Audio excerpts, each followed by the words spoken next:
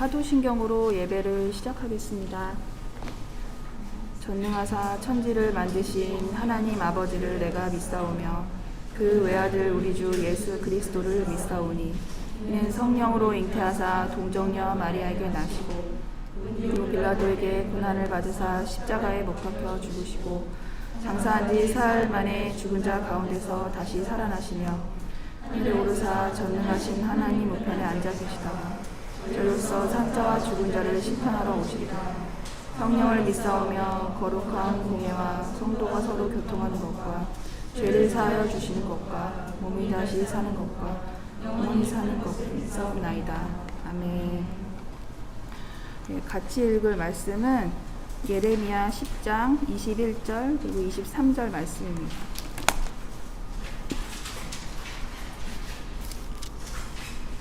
예레미야 10장 21절 그리고 23절 말씀입니다. 제가 읽겠습니다. 21절 목자들은 어리석어 여호와며 그 모든 양떼는 흩어졌도다. 여호와여 내가 알거니와 사람의 길이 자신에게 있지 아니하니 걸음을 지도함이 걷는 자에게 있지 아니하니이다. 아멘.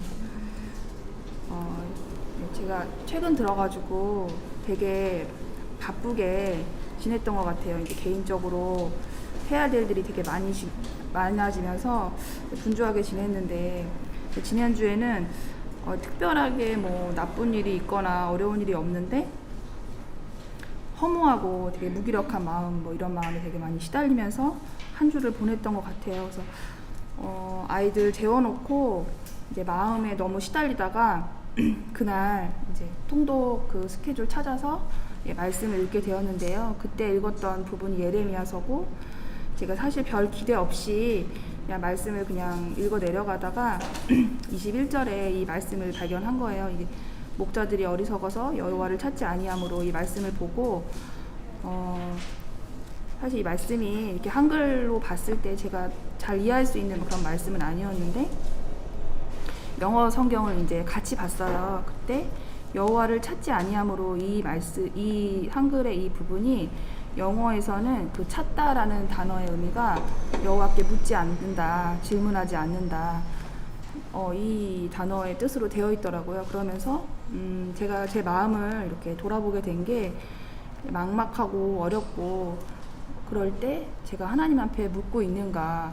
사실 우울하고 좀 무기력한 이유를 봤을 때는 바쁘게는 지내지만 딱히 결과가 없는 일상의 어떤 상황들, 그 다음에 노력하고 그렇게 하지만 제 뜻대로 되지 않는 어떤 관계의 어떤 소소한 문제들 이런 것을 보면서 좀 무기력해지고 열심히 뭔가를 하는 것에 대해서 좀 허무해지고 그런 마음에 많이 제가 시달린 것 같은데 과연 내가 하나님께 묻고 있는가 질문하고 있는가 이 부분을 제가 돌아봤던 것 같아요. 그래서 묻지 않고 질문하지 않을 때는 사실 제 마음에 물어도 소용이 없다, 질문해도 큰 의미가 없다, 이런 불신의 마음이 저한테 늘 있는 것은 아닌지 그런 생각을 하면서 이런 마음을 분별하고 거절해야 되는구나, 그리고 하나님 앞에 가야 되는구나, 그렇게 이제 그날 밤에 마음을 먹고 그렇게 하나님 앞에 질문해야겠다 이렇게 배웠던 것 같습니다.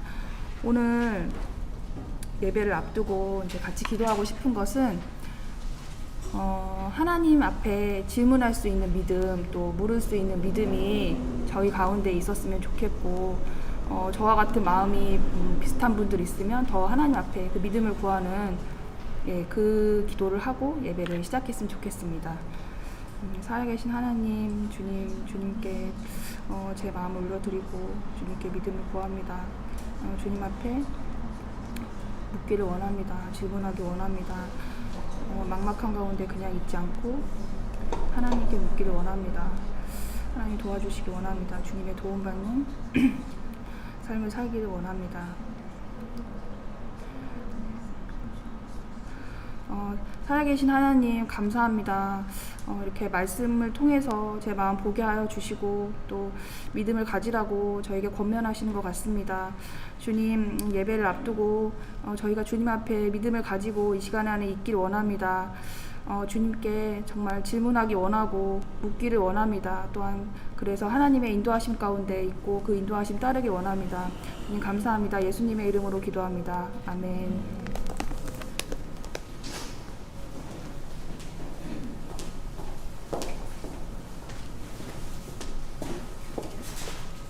(425장) 찬양하시겠습니다.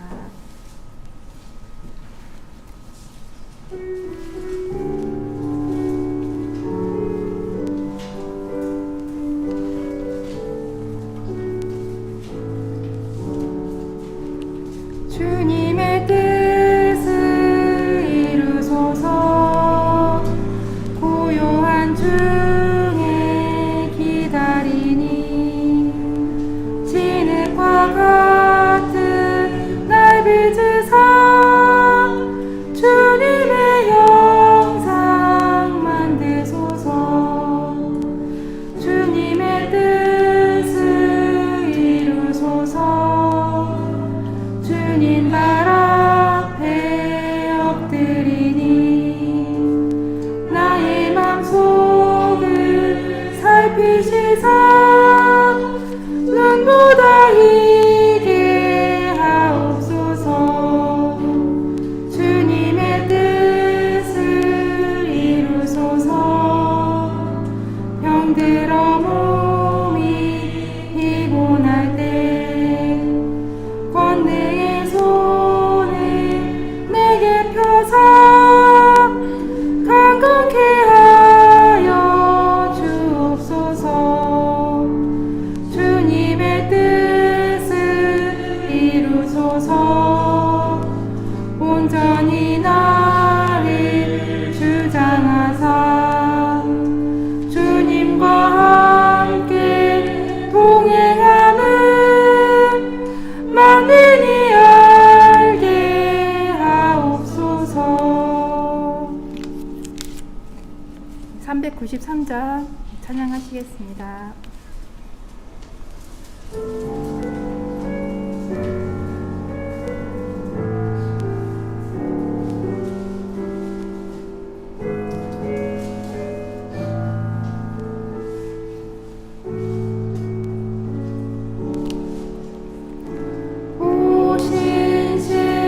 신실하신 주 내 아버지여 늘 함께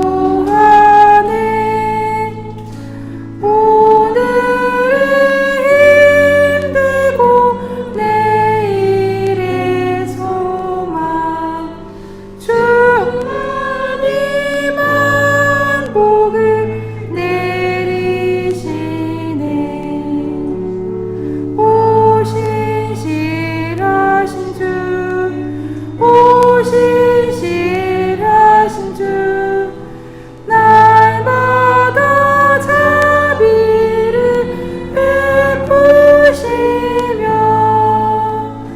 일용할 모든 것 내려주시니 오 신실하신 주 나의 구주.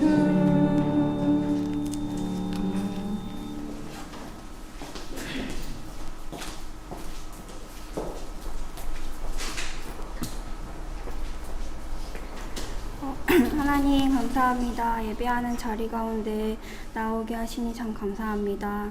하나님, 우리가 예배하는 데 있어서 준비되지 않은 모습들 있다라면 주님의 보혈로 덮으시고 하나님, 우리가 예배 자리로 깊이 나아갈 수 있도록, 하나님을 깊이 만나는 자리로 나아갈 수 있도록 하나님 우리를 깨끗게 해주시옵소서.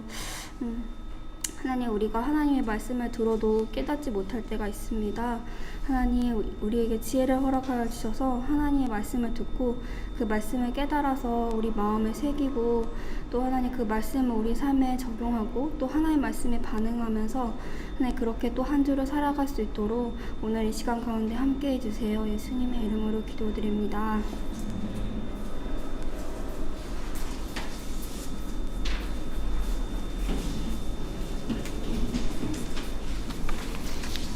네, 성경 말씀은 마태복음 13장 31절에서 32절입니다.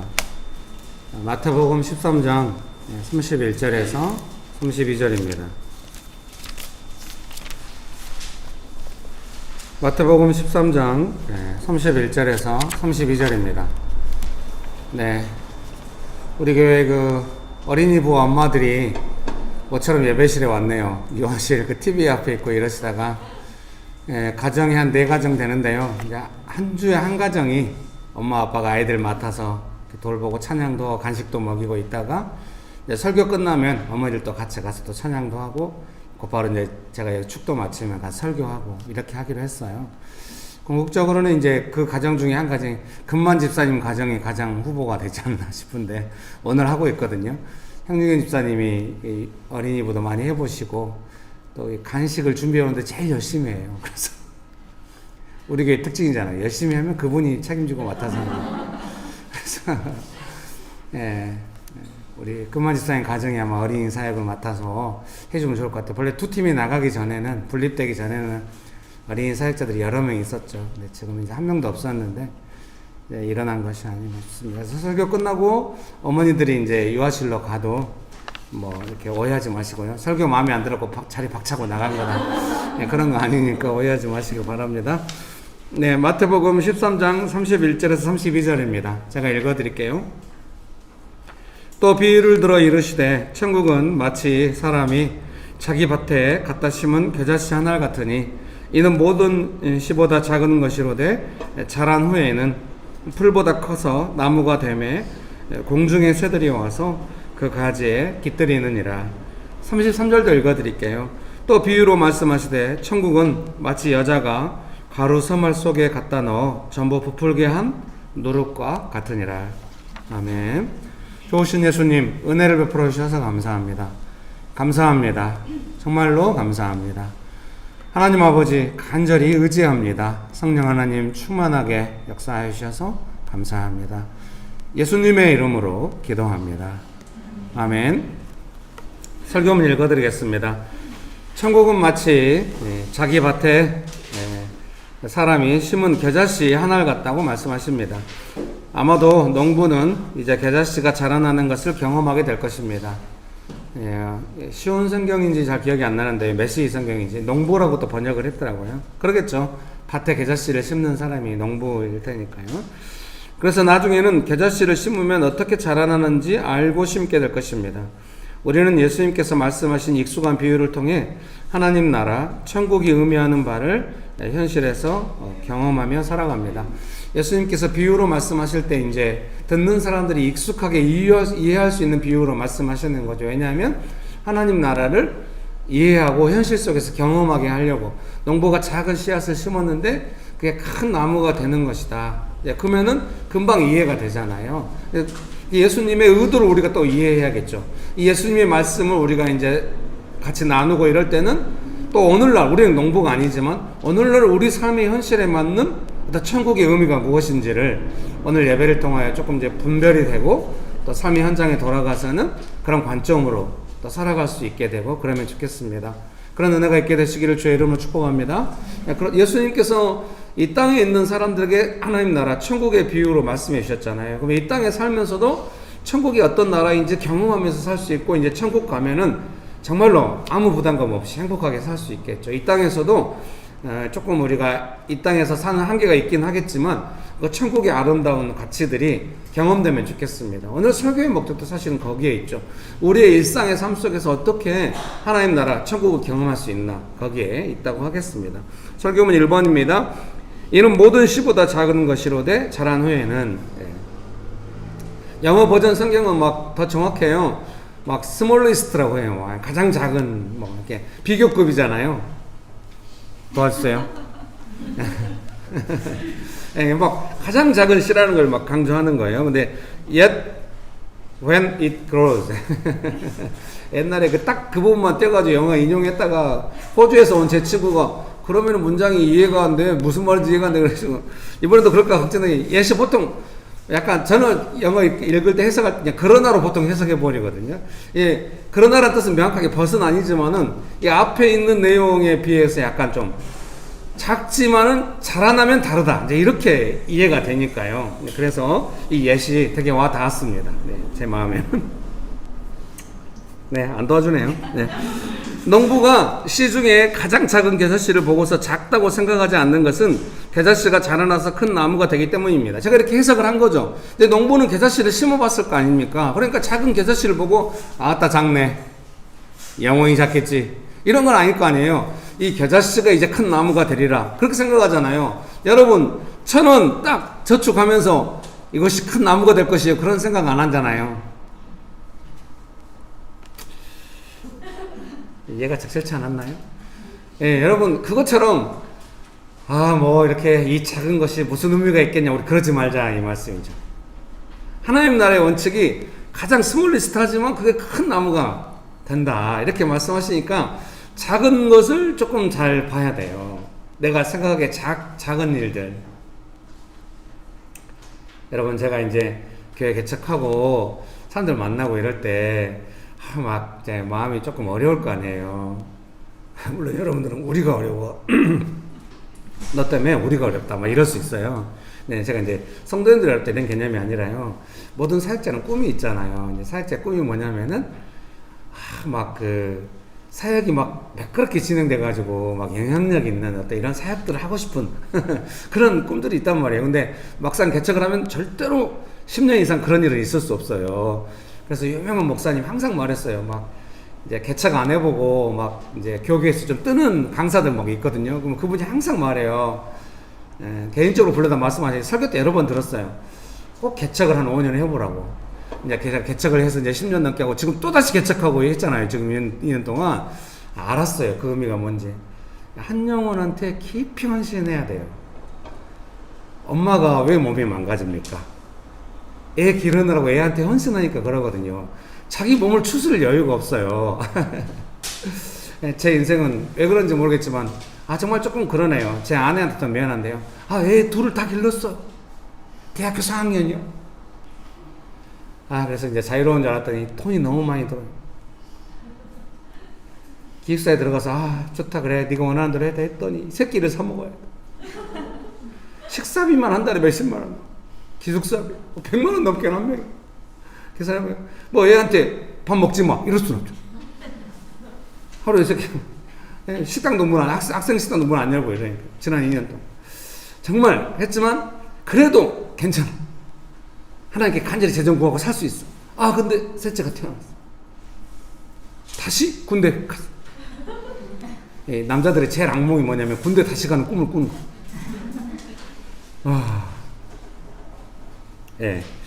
여러분 축복합니다. 뭔 이야기가 여기까지 왔는지 모르겠는데요. 자우간 사랑하는 성도님 여러분, 내 삶에 어떤 이런 작은 것들을 작다고 보지 말고, 그러니까 제가 개척할 때 항상 어떻게 보겠어요?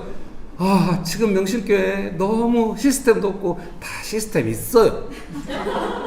그리고 있었어. 지금 차은주 집사님이 갑자기 눈빛으로 외면하는데 미안해요. 저한테 따뜻하게 한마디 했다가 시스템 있다고요. 지금 몇 주째 갈굼을 당하는지 모르겠네. 그 시스템이라고 하는 게 이제 그 조직을 딱 만들어가지고 그 시스템으로 현실에 적응하는 그런 거 아니에요. 성경적 가치가 계속 검증돼가지고 성경적 가치가 원활하게 돌아가는 그 시스템을 만들려고 했어. 뭐 지난 10년 동안 10년 동안 아무것도 안 하고 있었던 게 아니에요. 계속 그 눈에 보이지 않는 성경적 가치가 돌아가게 하려고 계속 그러니까 명신교회 안에서 이야기하는 가치나 어떤 말 한마디 한마디가 의미가 있고 힘이 있는 것은 그것을 그냥 좋으니까 갖다 쓰는 것이 아니라 10년 동안 계속 그걸 해온 거예요. 제가 한 영혼에 헌신하면서 계속 한 사람한테 계속 설명하고 근데 지금은 옛날보다 더 막 가서 하지 않는 것은 기도하기 때문이에요. 옛날은 기도보다도 말을 먼저 했어요. 지금도 계속 문자들이 와요. 너무 급하고 어렵다고. 오늘 지금 어린이부를 맡아서 수고한 두 부부가 얼마나 힘들지 걱정이 돼요. 주중에 문자 왔는데 제가 씹었거든. 막 그 부모님 섬기는데 부모님이 항암 치료 너무 힘들다는 거예요. 근데 문자 씹고 본인들이 이제 옛날 같으면 오해할까봐 미리미리 하려고. 지금도 그런 게 남아있긴 해요. 근데 간절히 기도했어요. 계속 가리키면서. 어떻게 기도했겠습니까?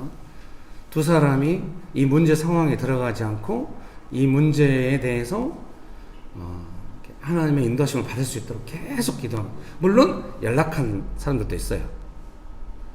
결과가 좋지는 않았던 것 같아요. 여러분이 그렇게 걱정할 필요는 없어요. 제가 알아서 할게요. 연락해가지고 직장이 너무 힘들대. 일단 먼지가 너무 많대. 한 3시간씩 파쇄를 한대, 종일. 그리고 청소하시는 분이 없대. 가끔 학생들이 와서 아르바이트로 청소를 한대. 그래 열심히 하겠어요? 너무 환경이 어렵대. 점점 더 수렁에 빠지고 있다는 느낌이 드는데. 근데 정말 예민한 직장 상사가 나이도 많은 분이 와가지고 막 계속 예민하게 구니까 막 마음이 너무 어려워지고. 원래 그런 부분에 상처가 있는데. 근데 제가 전화해갖고 뭐라고 했겠습니까? 감당해야 한다고. 저는 여기서 받아줄 줄 알았어요. 이렇게 말하지 않았어요. 감당하라고. 옛날 같으면 그랬겠죠. 명동에 있었을 때는 간호사 너무 어렵다고. 제가 간호사가 지금 같으면 그만두라고 했을 거예요. 간호사 너무 어렵다고. 태움이란 걸 나중에 언론에 계속 나오더라고요. 제가 그만두지 말라고. 거기서 문제 없을 때 옮기라고. 지금 너무 어렵다고 옮기면 안 된다고. 그래서 버텼어요. 그래가지고 나중에 좋은 위치까지 올라가기도 하고 뭐 이렇게 하면서 강건해지게 되긴 했죠. 근데 그 시간 동안 그 친구 얼마나 어렵겠어. 지금 같으면 너무 어려워요. 태워요. 그러면 그래? 그럼 얼른 찾아봐. 빨리 옮겨. 오늘 이거 몰래카메라 아니죠 이거. 여러분 축복합니다. 사랑하는 성도님 여러분, 제가 20대부터 도시에 캠퍼스 돌아다니면서 개척하고 다녔습니다. 그거를 지금 50대 중반까지 30년 동안 가까이 계속 하고 있어요. 계속 사역이 별로 안 크게 그거를 계속 도시에 돌아다니면서. 그럼 저는 꿈이 없고 계획이 없네요. 아니요. 제가 30대 초반에 31살 때 조직 만들어가지고 6,000명 선교한국 준비위원장이었어요. 31살 때, 30살 때. 그 집회가 이루어진 걸 제가 본 겁니다. 준비해가지고 100명의 간사들과 함께 몇백 명의 자원봉사들과 함께 그걸 진행했죠. 그런 꿈이 있죠. 그 꿈을 가지고 교회 개척했죠. 근데 지난 10년 동안 한 번도 그런 일이 일어나지 않았죠. 그래서 제가 어떻게 했겠습니까? 한 영혼에 헌신하고 삶의 문제 연락 오는 게 목사님 우리가 어떻게 선교할까 이런 연락 하나도 없죠. 목사님 너무 어려운데 뭐 하고 있어요? 막 이런 문자가 와요. 그거에서 제가 막 아무 상대 계속 기도하고 있죠. 어떻게 이 사람이 이 문제를 감당하면서 각 사람마다 성장 단계가 다르잖아요. 그리고 그 사람이 연락 온다고 해서 그 문제가 주 이슈가 아닐 수도 있거든요. 얼마나 지금 명실교회 교인이 몇 명 안 되니까 다 머릿속에 그래프가 있죠. 옛날에는 연락이 안 와도 제가 먼저 연락해요. 목회가 진행되면서 그것이 큰 실수였다는 걸 알았어요. 왜냐하면 그거는 제가 충분히 기도해가지고 성령의 인도하심 가운데서 연락한 게 아닙니다. 그냥 걱정되니까 전화를 한 거예요. 물론 그것이 더 좋은 결과를 가져올 수도 있지만 지나놓고 보니까 후회가 너무 많이 돼요. 어쨌든 각자 하나님께서 자라나게 하시고 각자 자라나야 하는 건데, 그것이 진행되려면 결국은 믿음은 본인의 믿음이기 때문에 어떻게 믿음으로 싸울지, 기도가 가장 효과적. 가르치, 기도. 무엇보다도 제가 예를 들면 이런 거, 집사님이 저한테 연락을 했어요. 어떤 성도님이 어떻다고 막 연락이 왔어요. 그러면 제가 제일 먼저 기도하는 건 뭐겠습니까? 그 연락을 하신 분이 그 상황 가운데 빠지지 않도록 기도를 하는. 막 어젯밤에도 막 밤늦게 연락이 오는 거죠. 전도연 못 간대요. 옛날 같으면 바로 전화해가지고 왜 못 가? 갈 수 있도록 도와줄게. 그럼 이런 방법을 찾아봐. 이렇게 하죠. 별로 효과적이잖아요. 그 전도연 못 간다고 연락한 사람이 뭔가 안고 있는 그 부담감에서 벗어나도록, 부담감은 일이 지나는데도 계속 기도하고 있는 거예요. 그래서 오늘 아침에 어제 밤새 또 다른 분하고 통화했는데 오늘 아침에 아무 걱정하지 말라고, 아무 위로 안 되는 것 같아요. 그래서 오늘 설교 시간에 이야기하리라 생각하고 있었죠. 기도하고 있는 거죠. 그 걱정을 받지 말라고, 거기에 들어가지 말라고. 그게 제일 중요해요. 이왕 나온 김에 말씀드리겠습니다. 제가 밴드에 다 올려놨는데요. 주중에 이제 목요일날, 금요일날 청소하고, 제 생각에 이제 제 컨디션을 보니까 금요일날 청소하고 설교문 작성하고 이걸 동시에 하는 거는 너무 힘들 것 같아요. 요즘 조금 50대가 되면서 몸이 좀 삐걱삐걱해요. 흰머리도 갑자기 많아지고. 그래서 목요일날 설교문 작성하고 금요일날 청소를 해야겠다, 좀 더 자유롭게, 이렇게 생각하고 있는데, 목요일날 설교문 작성하려고 했는데 연락이 온 거예요. 밴드에 이미 올렸습니다. 문자가 온 거죠. 애 손톱 밑에 가시가 들어갔다는 거죠. 사진과 함께. 지금 소아과 갔는데 소아과에 방법이 없다고 해서 한림대병원 응급실로 가고 있다. 순간 제 마음에 드는 생각은 약간 짜증과 원망. 살짝, 옛날부터 많이 들었겠죠. 살짝 짜증과 원망이 들어요. 그 짜증의 내용은 뭐냐면, 내 인생을 향한 한타. 왜 이런 일이 계속 일어날까? 왜냐면 지금 계획한 일이 있는데 갑자기 훅 이런 게 들어왔기 때문에 짜증이 멈춰지는 거야. 짜증이 내 인생은 왜 이럴까? 이런 짜증이 확 올라오려고. 원망은 뭐냐면, 그러니까 얘 좀 잘 보지, 막 이런 마음. 아내가 지금 몇 년 만에 예배실에 처음 왔는데 지금 이런 설교를 진행하고 있는 짜증과 원망. 근데 제가 어떻게 해요? 이걸 여러분들 계속 가르쳤고 저도 훈련한 거죠. 이 짜증과 원망으로 들어가면 안 된다는 걸 알고 있는 거죠. 들어가면 해결 안 돼. 아무 도움 안 돼. 안 들어갔어도 짜증과 원망에 걸쳐있기만 해도 마음에서 그게 나와. 그 일지는. 제가 계속 어떻게 기도하겠습니까? 짜증과 원망이 물러가도록 계속 기도하는 거죠. 제가 여러분께 계속 그걸 강조하는 거예요. 수요 기도회 때도 나누고 계속 수요 기도회 때 자료를 올렸잖아요. 그럼 그동안의 기도에 대해서 부분 가르쳤던 걸 총망라한 자료입니다. 제가 그것은 제가 실습하고 있는 내용이라고 할 수 있어요. 여러분께 통. 그래서 1번은 뭐냐? 그 짜증과 원망 가운데 들어가면 안 돼요. 그래서 이게 제일 어려워요. 짜증과 원망과 싸우고 있다는 것이 되게 지치는 일이에요. 그게 아주 지치는 일입니다. 실제로 본 문제는 다루지도 못해. 근데 짜증과 원망과, 이게 아픈 아이를 돌보고 있는 엄마, 내가 가서 뭐라도 도움이 돼야 돼. 그런데 나는 지금 짜증과 원망과 싸우고 있으니까 아무 도움이 안 되는 것 같잖아요. 이게 가장 중요해요. 짜증과 원망으로 들어가지 않고 짜증과 원망이 몰러가도록 계속, 이게 아주 지치는 일입니다. 근데 나중에 조금만 하시면은 강건해지면 쉽게 됩니다. 왜 이거를 여러분이 잘 안 될 수도 있어요. 해보려고 해도 금방 불이 붙어가지고 막 짜증과 원망 섞인 게 나오고 막 이럴 거예요. 그래도 왜 말씀드리냐면, 그런 일이 지나고 났을 때 생각이 딱 깨어나면은 털어놓는 게 기억나라고. 나는 짜증과 원망을 충분히 다스리지 못했다. 그 상황이 주는 부담감으로부터 자유롭지 못했다. 이게 짜증과 원망을 안고 하는 일은 믿음에서 나오지 않을 가망이 너무 높은 거예요. 짜증과 원망이 몰려가도록 되게 지치죠. 근데 이제 제가, 저한테는 좀 약간 그런 부분이 제일 약한 부분인 거예요.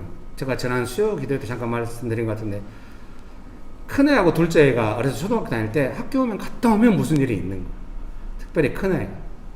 이제 나중에 얘가 크면서 이야기하는데, 애들이 자기가 좀 굼뜨게 뭐 한 거 있으면 밥 먹을 때는 뭐 밥 많이 먹는다고 막 이런 걸로 계속 놀렸대요. 얘가 그런 걸로 와서 집에 와서 공차면서 욕하고 막 나중에 운동장에서 애들한테 막 그러니까 학교 갔다 올 때마다 무슨 일이 있어요. 얼마나 상처가 되겠습니까? 아내랑 뭐라도 한 따뜻한 시간 보내보려고 하면 그런 일이 막 더 터지는 거예요. 그때는 뭐 수습하기 너무 괴롭고 어려운 것이죠. 지금도 그런 부분에 상처서, 지금 셋째 아이가 초등학교 갔다 온다고 하는 게 남들한테는 그냥 입학했다, 애가 이제 근데 저는 늘 긴장해요. 애가 올 때 별일 없이 올려나? 잘 됐으면. 이런 괴로움들이 있는데 그런 문자나 연락이 오는 거죠. 뭐 약한 부분을 제대로 찌른 거죠. 계속 제가 이제 믿음이 있다고 하는 건 뭐냐면은 이런 상황일 때 짜증과 원망으로 들어가서 안 된다는 확신, 그 생각이 다 강한 거죠. 짜증과 원망에 시달리는 거고 계속 기도하는 거예요. 짜증과 원망이 몰러가도록 기도하고 아내한테 짧게 문자를 보내고 짜증과 원망이 약간 몰러갔다는, 짜증과 원망이 몰러갔다는 느낌이 여러분 이해하실 수 있어요. 내 마음이 좀 덜 시달리는 거죠. 짜증과 원망보다 짜증과 원망이 덜 시달려야 그 다음에 어떤 마음이 드냐면 이 문제를 향해서 기도할 수 있게 돼요. 그러니까 마음이 급하다고 기도가 나오는 게 아니에요. 마음이 급해가지고 어려운 마음을 계속 예수님께 도와달라고 하면서 그 짜증과 원망이 몰려가도록 기도하면 이제 좀 마음이 좀 가라앉고 차분해지면서 가장 중요한 그 사인 중에 하나가 뭐냐면은 이 급한 상황에 대해서 하나님께서 주시는 다른 포인트가 보인다는 거예요. 예, 그걸 인격적인 이해라고 말씀드리고 싶어요. 지금 아내가 겪고 있는 일, 이 아이가 겪고 있는 일, 그냥 사실은 짜증과 원망에 내가 시달리고 있는 한 내 마음 안에서는 인격적인 이해가 나가지 않아요. 짜증과 원망은 인격적이지 않아요. 그래서 목회자로서 제일 힘든 일 중에 하나는 뭐냐면 성도인들의 삶에서 오는 그 인격적 이해가 없는 그 삶의 내용들이 계속 온다는 거예요. 사실은 심장이 되게 아프고 밤에 잠이 잘 안 오는 것 같아요. 어젯밤에도 거의 밤새 잠을 못 잤거든요. 계속 교회를 위해서 기도하고 성도님들은 먼저 말을 안 해도 이제 기도하고 있죠. 오늘 예배를 위해서 물러가도 한 2시간이나 잤나 모르겠어요. 기도할 때마다 믿음으로 자야 돼 이런 생각이 들지만 믿음으로 깨어나게 돼요. 네, 계속 간절히 기도. 네, 인격적 이해가 생겼다면 그 상황이 짜증과 원망에서 벗어나서 하나님께서 순간 이해를 주실 수 있어요. 아이나 아내를 향해서 어떤 이해가 딱 생기는 거예요. 예, 사랑하는 성도님 여러분께서 어떤 상황에 대해서 내가 이제 믿음으로 기도를 한다고 할 때는 짜증과 원망이 좀 물러가도록 기도하고 그 상황에 대해서 짜증과 원망 섞인 이해가 아니라 또는 자연적인 내 이해가 아니라 하나님께서 주셨다고 하는 그 인격적인 이해라고 하는 거. 왜 인격적인 이해라고 하냐면 조금 이해가 돼. 아내가 좀 당황했겠다. 예, 제가 짜증과 원망이 있을 때는 아내를 이해하지 못하겠잖아요. 얘를 왜 못 봤어? 이렇게 가잖아요. 너무 심각한 거죠. 예, 제가 젊은 날에 그렇게 했죠. 아내는 나중에 이제 그날 밤에 아내랑 있으면서 이제 이야기할 때 아내가 이야기하는 거죠. 얘가 이제 갑자기 놀이터에서 놀다가 손톱 밑으로 가시가 들어갔는데 이제 소아과가 멀지 않지만 걸어가기 너무 멀어요. 다리 하나 건너가야 돼요. 네, 아이를 주치의처럼 봐주는, 어려서부터 봐주는 선생님인데 제가 이사 오면서 조금 멀어졌고 근데 택시를 타고 거긴 버스도 안 된 거예요. 저희는 운전을 안 하니까 차가 없으니까 이 버스 타고 와서 택시를 잡아야 하는데 그때 퇴근 시간 마무리에 택시가 하나도 없네. 애 아픈 애 데리고 우는데 걸어간 거죠. 한 15분에서 20분. 애가 어린애 데리고 가요. 또 거기서 응급실로 가야 되는데 와야 되는데 또 택시가 없는 거예요. 지갑 뭐 이렇게 핸드폰 이런 걸 안 가져갔대요. 집으로 왔다가 이제 얘를 준비해서 이제 급하니까 급한 대로 갔다가 다시 걸어와서 택시 타고 그 시간에 너무 고통스럽다는 이야기를 하더라고요. 너무 고통스러웠겠다. 이해가 되는 것이죠. 사랑하는 성도님 여러분 가정 안에서 무슨 일이 났을 때 아무리 가족이라도 그 일이 나한테 부담이 되는 게 좀 힘들어요.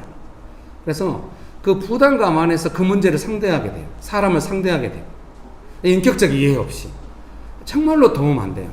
그래서 적어도 명신교회 성도님들 좀 되면은 인격적 이해가 없다, 짜증에 조금 시달리고 있다 싶다면은 조금 자리를 피하든지 입을 다물고 있어. 이 정도는 훈련되어 있어야 생각해요. 근데 더 좋은 건 뭐냐?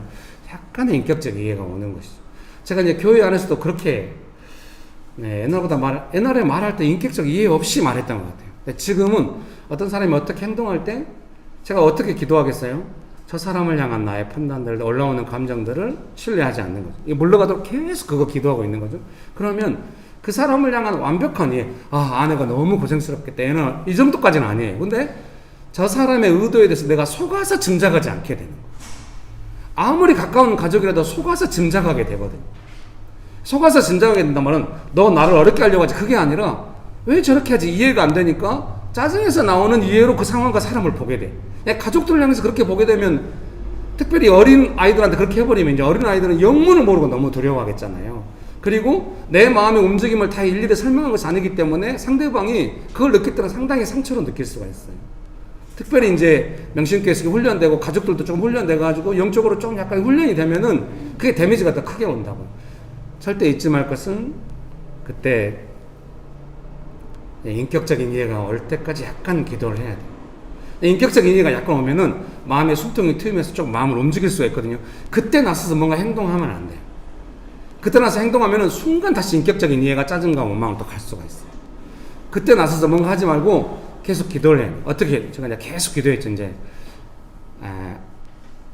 평촌까지 한림대병원이 안양 평촌에 있으니까 제가 이제 금천에서 버스 타고 계속 버스 갈아타면서 평촌까지 가는 그 한림대병원이 또 교통이 좀 불편해요. 대중교통으로 가기에는 마을 버스 타고 막 이래야 되거든요. 이제 안양에 평촌에 들어가서는 택시 타고 이제 갔어요. 택시비가 이제 좀 저렴하니까 거기서는 가는 동안에 계속 기도하죠. 기도가 좀 되니까 어떻게 기도가 되냐면 제 마음 안에 좀 더 구체적인 기도가 되는 거예요. 아예 손톱 밑에서 가시를 빼고 약을 바르고 치료가 되고 회복이 되고 또 아내를 어떻게 도와야겠다 이런 기도가 되는 거예요. 사랑하는 성도님 여러분, 제가 구체적인 기도가 된다고 하는 이런 과정을 거쳐서 되는 거죠. 구체적인 기도가 된다고 하는 거 우리가 기도학기 때도 많이 배우고 이랬는데요. 갑자기 막 하늘에서 어떤 은혜가 임해가지고 선명하게 뭐 그림이 보이듯이 기도가 되고 이런 개념이라기보다는 이런 과정을 거쳐서 인격적인 이해가 있고 기도가 이게 내 마음이 기도로 모아지 짜증과 원망이 섞여 있는 한 믿음으로 기도 안 되거든요. 기도가 되면은 그 문제에 대해서 구체로 기도가 되면은 제 마음에 이미 이제 응답을 받고 가고 있는 거죠. 응급실에 도착했을 때 아내한테 문자하고 밖에서 제가 이제 수납하고 약 받고 이렇게 기다리고 아내 나오니까 이제 택시 잡아와서 집으로 오면서 무사히 마무리되고 이렇게 한 것이죠.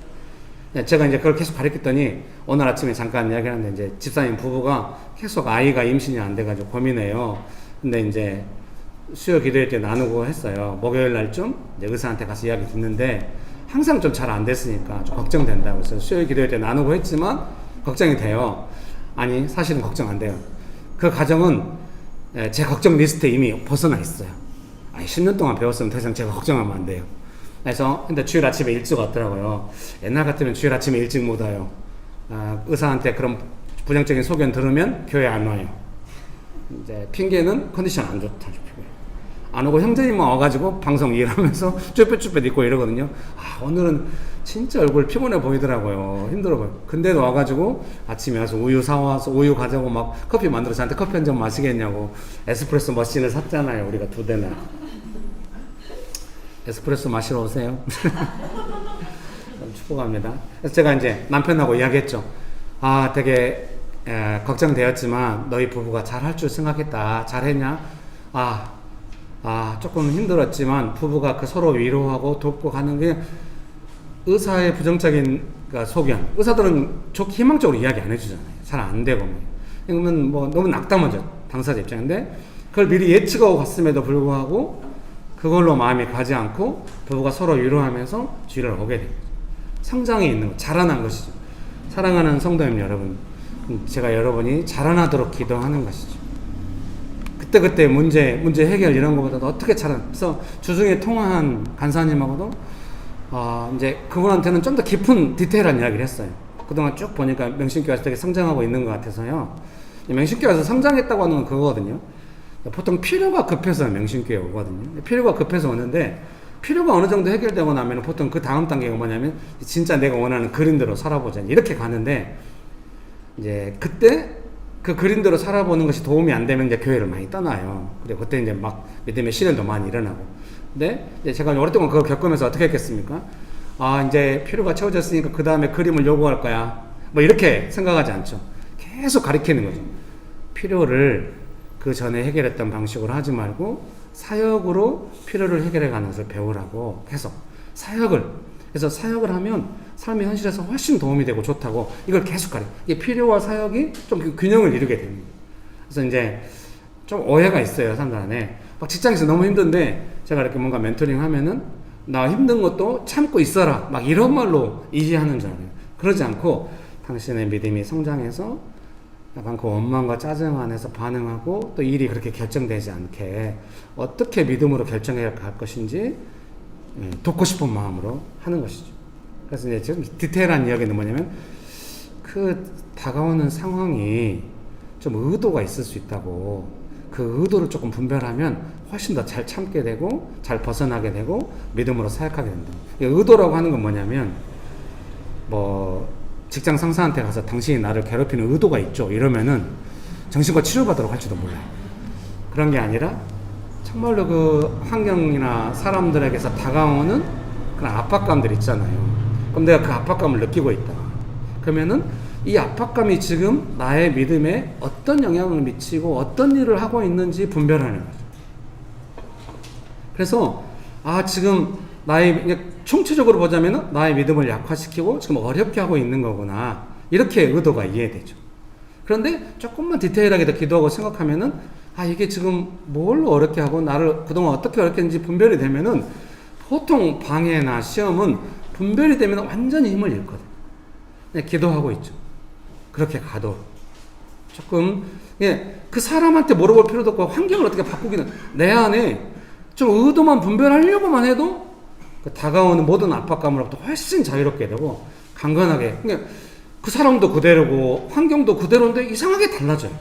내가 분별하는 순간 달라집니다. 똑같은데 그래서 하나님 나라가 눈에 보이지 않지만 되게 달라지는 것이죠.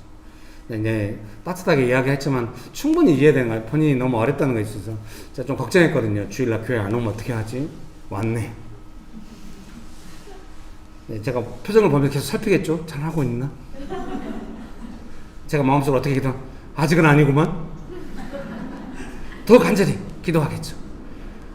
주중에 또 자매님 한 분 연락 오고 제가 문자 계속 씹었어요.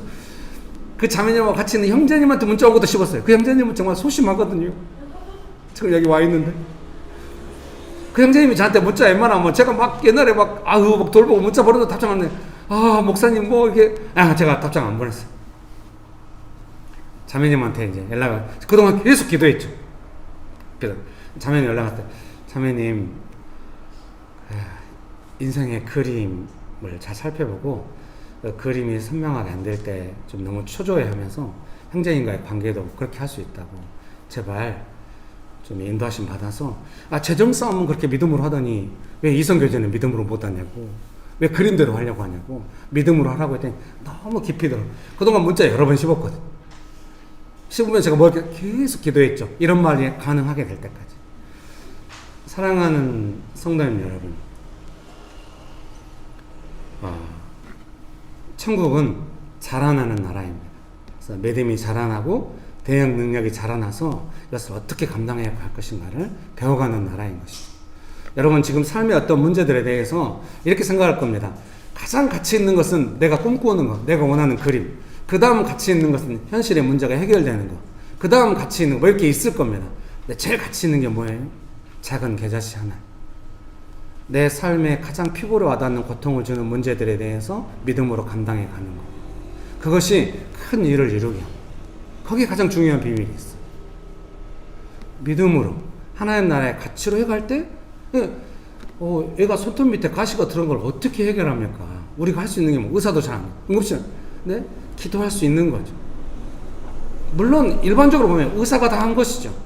근데 우리는 믿고 있죠. 하나님께서 하시고 하나님께서 일하실 때 믿음 있는 사람의 기도를 통하여 하신다고. 그러니까 저는 그거를 몇십 년 동안 훈련해왔고 나이가 50이 됐는데도 계속 자라나고 있는 거죠, 지금. 그러니까 그걸 또 교회 목회에도 적용하는 거죠. 성도님 한 분 한 분의 어떤 삶에 대해서 옛날에 막 전화하고 막 이래 지금은 계속 교회 안에 어떤 문제에서 계속 기도하는 거예요. 어제도 밤새 기도한 내용이 뭐겠습니까? 사랑하는 하나님 아버지, 지금 성도님들이 자기 삶의 문제에 매여서 짜증과 원망으로 마음이 갈 수 있습니다. 그걸 감추고 주일 예배에 올 수 있는데 얼마나 시달리고 있겠습니까? 주님 도와주셔서 그 마음에 빠지지 않게 하시고 내일 예배가 그 마음의 근본적인 터닝포인트가 일어나는 예배가 되게 해주십시오. 얼마나 기도하고 있겠습니까? 간절히 기도하고 있는 거죠. 오늘 아침을 기다리고 있는 거예요. 그 터닝포인트가 일어나게 하려고. 기억하게 하고 싶은 거죠. 짜증과 원망에 들어가지 마요. 그런 관점으로 현실을 보지 마요. 문제는 제가 문제를 제일 많이 씹었던 부부가 유아실에 있다는 거죠. 그래서 이걸 어떻게 하지? 미리 전화를 해야 되나? 했는데 미리 전화하지 않아서 어쩐지 계속 기도하고 있어요. 제 마음에 오늘 아침에 그 두 부부를 향한 소망이 일어났어요. 이 부부가 착하다. 스스로 마음이 부드럽게 될 가망이 높다.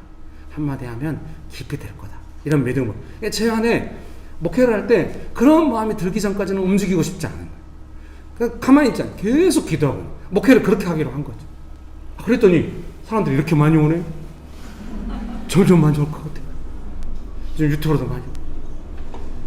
저는 교회가 부흥이 일어나서 일이 되기를 엄청 기도해야 일이 된다는 걸 비로소 깨달은, 오랫동안 기도해 왔는데 50이 돼서 깨달은 거죠. 아, 믿음으로 기도로 일한다는 것이 이런 거구나 깨달은 것이죠. 여러분 축복합니다. 네, 설교문은 그냥 읽어보세요. 아시겠죠? 자, 읽어보면 다 할 수 있어요. 자, 이 시간에 기도하겠습니다. 나는 내 삶의 피부로 와닿는 그 작은 문제에 헌신해서 이 부분에 짜증과 원망이 아니라 믿음으로 감당하는 법을, 자라나는 법을 배우기 원합니다. 오늘 설교의 핵심은 그 자라나는 거거든요. 하나님 나라는 자라난다는 거예요. 자라난다. 여러분 믿으십니까? 옆에 분들에게 한마디씩 합시다. 하나님 나라 안에서 자라납시다. 네, 여러분 잘하셨어요? 그렇게 기도하기 원하십니까? 작은 겨자씨 한 알이 자라납니다. 지금 내 믿음이 작아도 우리가 믿음이 있고 또 이런 설교를 할 수 있는 환경이 너무 감사한 것 같아요. 여러분 잘하셨어요. 우리가 이런 데 많은 분들이 이미 들었던 이야기인데 뭐 이럴 수 있어요. 여러분 축복합니다. 근데 제가 왜 반복하겠습니까? 아직 제가 여러분의 삶을 아니까 삶 속에서 짜증과 원망을 딱 제끼고 믿음을 하고 있다는 느낌은 아직 안 드니까 계속 그런 느낌이 오니까 좀 그걸 했다는 걸, 그래서 오늘 부부가 의사의 소견을 듣고도 조금 시달리긴 했지만 훨씬 더 강건한 모습을 나타나는 거예요. 너무 기쁨. 와, 잘 안 됐는데 10년 하니까 되는구나. 이런 느낌. 완전히 잘 되지는 않았어요. 그래도 되는 거예요. 너무. 저는 계속해서 이제 옛날에는 이런 걸 잘 몰랐죠. 가르칠 수가 없어요. 지금은 계속 이런 걸 가르치는 거예요. 제 목회생활 거의 후반부에 와서. 여러분 조금 이해하실 수 있어요. 기도학교 그 책자의 내용과 많이 유사하다는 거예요. 그래서 저는 전혀 순복음에서 신학했지만 그분을 그렇게 존경한다는 여자인데 제가 배운 것과 너무 유사한 것이 많이 있는 거예요. 사랑하는 성도님 여러분께도 돕고 싶어요. 기도로서 어떻게 감당해 가는지. 그래서 제가 제 아내하고도 계속 그런 이야기 하고 있죠. 제가 그 밴드에 올린 그 요약한 거를 어제는 출력해서 아내한테 줬죠. 나중에 아내도 구체적으로 기도한다는 것이 마음에 와닿네요. 아내는 이제 애 보느라고 기도학교 오거나 이러지 못했으니까요. 제가 오늘 예배를 통해서 설명하는 거죠. 구체적으로 기도하기 전에 이런 내용들이 있다고. 아내도 어느 정도는 알고 있죠. 셋째 임신했을 때 5개월 만에 애가 나올 뻔 해가지고 이쪽 강남 성심병원에 와서 한 2-3달 동안 누워 있었거든요. 묶는 수술하고 애가 발이 만져진다고. 그때 제가 계속 제 목상 노트 갖다 줬거든요. 몇 권 여러 권 있는 거. 그거 읽으면서 누워 있고 이랬는데요. 아내가 말했죠. 조금만 마음 놓치면 짜증이 확 올라옵니다. 너무 괴롭다. 절대 마음 놓치지 않게. 여보, 마음 놓치면 안 돼. 마음을 놓쳤다고 하는 것이 이제 그거는 믿음의 길이 아니에요. 짜증과 원망의 길로 간 겁니다. 사랑하는 성도님 여러분, 간절히 부탁드리고 싶어요. 오늘 설교 들으시면서 그래, 나 짜증과 원망한다고 너 지금 나 정죄했지. 그렇게 안 들으셨죠? 그렇게 안 들으셨으면 좋겠어요. 사랑하는 성도님, 믿음의 방법이 있고 믿음의 길이 있습니다.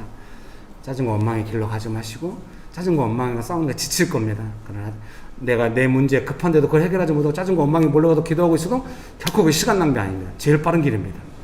반드시 인격적인 이해를 주실 것이고 구체적인 기도로 나아갈 것이며 선명하게 기도하면 믿음대로 기도한 대로 하나님의 역사하실 것입니다. 제가 몇십 년 동안 그렇게 살았어요.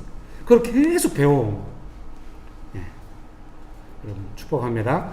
이 시간에 같이 기도하실 때 내 삶의 작은 문제 속에서 지금 그런 부분과 싸우고 있는데 이것이 구체적으로 내가 지금 기도가 안 되고 있음에도 불구하고 좀 이거를 가볍게 여기고 귀하게 안 여기고 막 짜증과 원망하는 거 뭐 어쩌라 막 이렇게 가지 마세요. 좀 귀하게 여기세요. 짜증과 원망으로 가면 안 된다. 좀 지치더라도 믿음을 한다. 여러분 그런 결단이 있게 되시기를 주의 이름으로 축복합니다. 그렇게 하기 원하십니까? 몸에 불편한 분들을 제외하시고 나는 이 믿음의 내용은 작은 겨자씨 하나를 소중히 여기고 작은 것이 자라나도록 나는 헌신하겠다. 자리에서 일어나서 기도하겠습니다. 같이 여러분 헌신하십시오. 믿음의 삶에 헌신하십시오. 작은 겨자씨가 자라나서 나무가 된다는 것을 기억하십시오. 언제까지나 짜증과 원망 아닙니다.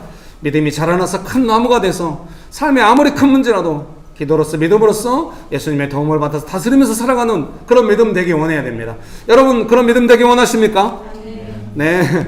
원하시면 아멘 합시다. 그런 믿음 되기 원하십니까? 잘하셨습니다. 기도하시겠습니다. 좋으신 예수님 은혜를 베풀어 주셔서 감사합니다. 사랑하는 성도님 한 사람 한 사람을 축복하여 주셔서 감사합니다. 보호하여 주셔서 감사합니다. 은혜 베풀어 주셔서 감사합니다. 주님 우리가 계좌씨만한 작은 믿음을 소중히 여기고 믿음이 자라나는 것에 헌신하며 나아가기 원합니다. 내 삶의 문제 아무리 큰 문제할지라도 작은 믿음이 성장해서 감당해가는 것임을 믿습니다. 성령 하나님 우리의 마음 안에 천국의 마음을 부어주시옵소서. 사랑하는 성도님 여러분 너무 감사합니다. 오늘 설교를 잘 들어주셨어요. 감사합니다. 왜 잘 들어주셨겠어요? 내 마음이 짜증과 원망이나 내 문제에 붙잡혀 있다고 한다면 귀에 하나도 안 들어올 것입니다. 여러분 안에 귀에 조금이라도 들렸다고 하는 건 뭐라고 제가 이해하냐면요, 맞다, 나는 지금 짜증과 원망이 좀 시달리는 면이 있고 언제까지 이렇게 살 수는 없다, 나는 믿음으로 다스리고 싶다, 이런 소망이 여러분 안에 같이 있고 또 설교를 들을 때 역사가 있는 줄 믿습니다. 믿으십니까? 그렇게 되기 원하십니까? 이 시간에 기도하실 때 주님 제가 짜증과 원망 가운데 갇혀서 계속 그렇게 가는 것이 아니라 믿음으로 효과적으로 다스리는 삶을 살기 원합니다. 여러분 원하시죠? 그런 삶을 원하십니까? 달라고 합시다. 기도하시겠습니다. 좋으신 예수님 은혜를 베풀어 주셔서 감사합니다. 그 사람을 축복하여 주셔서 감사합니다. 믿음의 삶이 무엇인지 알게 해주셔서 감사합니다. 점점 믿음이 강건하게 해주시고 성경 문제에 대하여 정말 구체적인 기도가 되고 믿음의 영상으로 나아가면서 점점 기도가 깊어지고 삶의 모든 영역에 믿음이 깊어져서 믿음의 열매를 경험하게 하여 주시옵소서. 성령 하나님 역사해 주셔서 감사합니다. 자리에 앉으시겠습니다. 좋으신 예수님 감사합니다. 예수님의 이름으로 기도합니다. 아멘.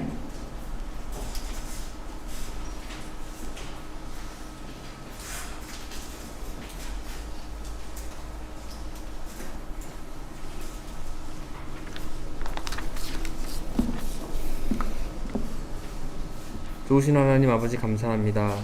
일상의 회복을 찾아가는 가운데 좋은 날씨를 주시고 함께 모여서 예배드릴 수 있도록 인도해 주심에 감사를 드립니다. 하나님, 저희들이 살아갈수록 더욱더 느끼는 것은 하나님을 알고 믿음을 가지며 살아갈 수 있음에 감사함을 드립니다. 하나님, 저희들이 이번 한 주도 살아가는 가운데 각자의 처소에서 믿음을 가지고 더욱더 기도하며 하나님을 알며 살아갈 수 있도록 인도하여 주시옵소서. 하나님, 또 이렇게 예배하며 헌금할 수 있는 은혜를 드리며 감사드립니다. 드려지는 예물이 쓰여지는 곳마다 하나님의 향기가 묻어날 수 있도록 인도하여 주시옵소서. 감사드리며 예수님의 이름으로 기도드립니다. 광고 말씀 드리겠습니다. 주일 예배는 11시에 교회에서 드립니다. 또 유튜브 명신교회 TV로도 참여가 가능합니다. 장소는 금천구 벚꽃로 30, 205동 206호입니다. 주일 예배와 어린이 예배는 오전 11시에 있습니다. 또 오후 3시에는 내면 세계의 질서와 영적 성장 학교가 있습니다. 주중에 묵상 모임이 진행됩니다. 일정은 명신교회 밴드를 참고해 주시기 바랍니다. 오늘 강릉 전도여행 상하이 캠퍼스 팀의 파송식이 있습니다. 김명옥 지사님께서 나오셔서 기도해 주시면 되겠습니다. 일정을 광고해 주시면 되겠습니다.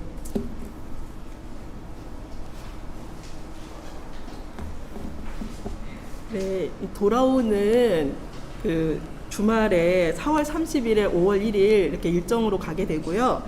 그래서 이제 공동 일정은 이제 토요일 날 묵상 나눔하고 그다음에 같이 주일 예배 드리고 중보기도 이렇게 모임을 하게 되는데요.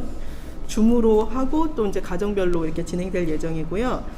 그래서 저희가 이제 밴드에다가 개인 또 이렇게 가정별 일정하고 기도 제목 올려놨으니까 참고해 주시면 좋을 것 같고요.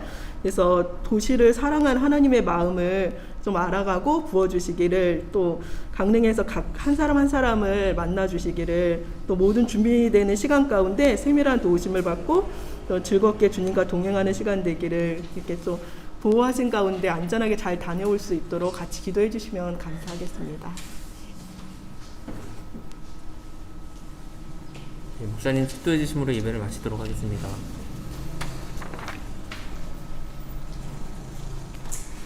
네, 강릉 장도연이 되게 재밌을 것 같아요. 네, 좋은 시간 되시길 바랍니다. 특별히 이제 엄마가 안 믿는 자녀들 데리고 처음 전도여행 가는데 그 전도여행이란 말을 못했다고 그냥 여행이라고 초대했다고. 아, 좋죠. 진정한 전도 아닙니까? 여행 가자 알고 봤더니 전도여행이야. 근데 전도여행 끝나는 내내 전도여행인지 몰라. 맛있는 거 먹고 놀러 다니고 왔으니까 예배는 한번 교회에서 왔어. 예배는 한번 드릴까? 오, 교회 오라면 절대 안 오죠. 아, 예. 한영훈 2,000원보다 교회에 돈 얼마든지 쓸 수 있습니다.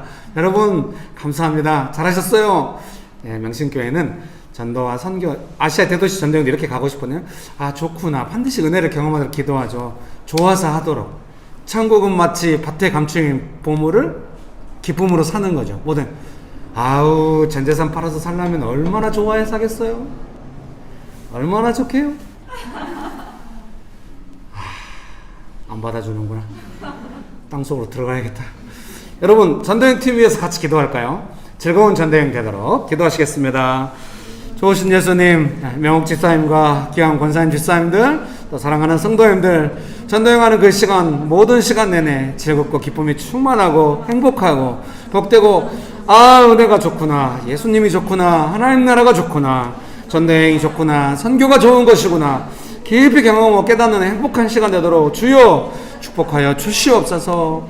예수님 은혜 베풀어 주셔서 감사합니다. 이런 메커니즘 명신교회 안에 살아있게 해주셔서 너무너무 정말 감사드립니다. 예수님 감사합니다. 예수님의 이름으로 기도합니다. 아멘. 지금은 우리 주 예수 그리스도의 은혜와 아버지 하나님의 크신 사랑과 성령님의 교통하심이 믿음으로 살아가기를 결정하는, 헌신하는, 작은 것을 소중히 여기는 그 소중한 믿음으로 살아가는 명신교회 사랑하는 성도님들의 삶 위에, 명신교회 위에, 조국교회 위에, 온 열방 위에 지금부터 영원토록 함께 하시기를 간절히 축원합니다. 아멘. 여러분 사랑합니다. 받아줘. 이거 자르지 마세요.